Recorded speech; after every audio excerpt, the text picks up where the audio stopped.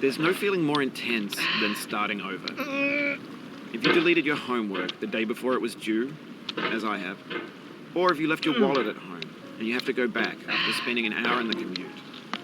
If you won some money at the casino and then put all your winnings on red but it came up black. If you got your best shirt dry cleaned before a wedding and then immediately dropped food on it. If you won an argument with a friend and then later discovered that they just returned to their original view. Starting over is harder than starting up. If you're not ready for that, like if you've already had a bad day, then what you're about to go through might be too much. Feel free to go away and come back. I'll be here. Alright, thanks for coming with me on this trip. I'll understand if you have to take a break at any point. Just find a safe place to stop and quit the game. Don't worry, I'll save your progress, always. Even your mistakes. This game is a homage to a free game that came out in 2002, titled Sexy Hiking.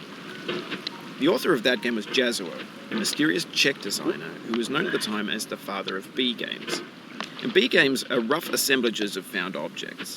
Designers slap them together very quickly and freely, and they're often too rough and unfriendly to gain much of a following. They're built more for the joy of building them than as polished products.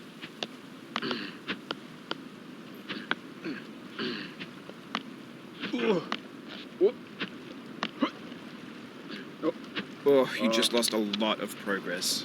That's a deep frustration, a real punch in the gut.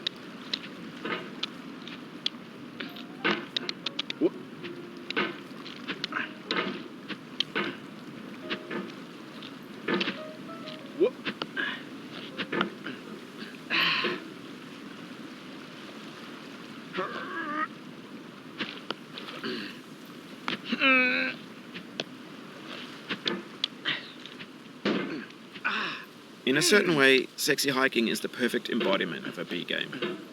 It's built almost entirely out of found and recycled parts, and it's one of the most unusual and unfriendly games of its time. In it, your task is simply to drag yourself up a mountain with a hammer. And that act of climbing, in the digital world or in real life, has certain essential properties that give the game its flavor. No amount of forward progress is guaranteed. Some cliffs are too sheer or too slippery. And the player is constantly, unremittingly in danger of falling and losing everything.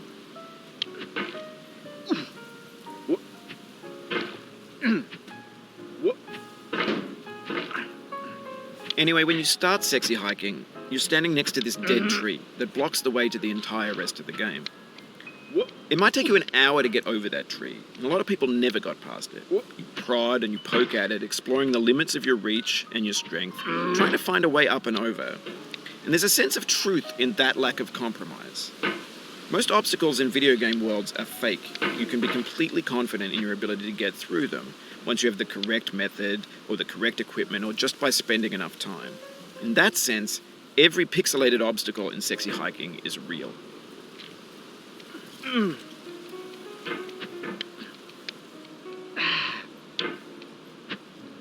The obstacles in Sexy Hiking are unyielding, and that makes the game uniquely frustrating. But I'm not sure Jazuo intended to make a frustrating game. The frustration is just essential to the act of climbing, and it's authentic to the process of building a game about climbing. A funny thing happened to me as I was building this mountain. I'd have an idea for a new obstacle, and I'd build it, test